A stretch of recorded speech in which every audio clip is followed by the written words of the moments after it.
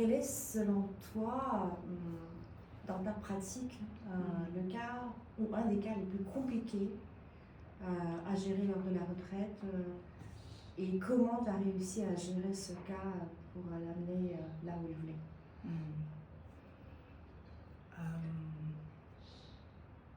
Bon, tous les cas sont uniques, hein, et quelque part tous les cas ont leur propre complexité.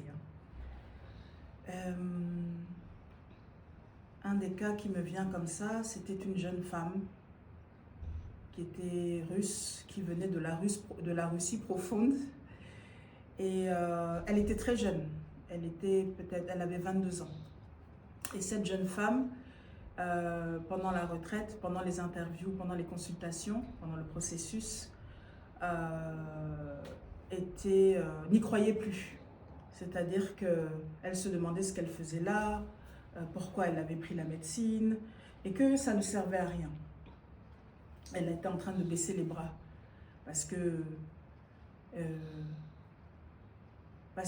ne faisait pas les liens, elle ne comprenait pas ce qui lui arrivait, elle ne comprenait pas sa place dans tout ça. Ça a été un cas difficile parce que j'ai dû m'en remettre aux forces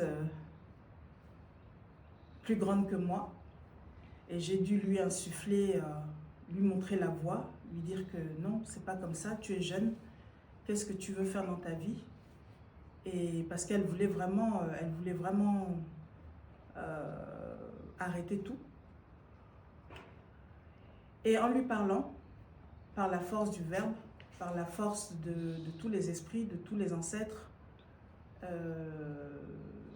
dans la seconde partie de la retraite, elle a eu des prises de conscience et finalement, elle a ouvert les portes et elle en est ressortie beaucoup plus grande, magnifique, et elle a ouvert les portes d'un nouveau cycle.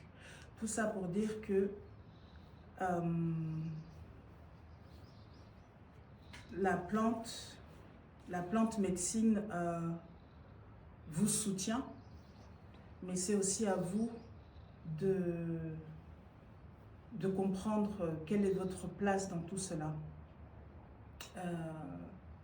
Tous les cas sont difficiles dans la mesure où on vous emmène dans vos mondes intérieurs et que la plupart d'entre vous ne sont pas habitués à aller dans les mondes intérieurs.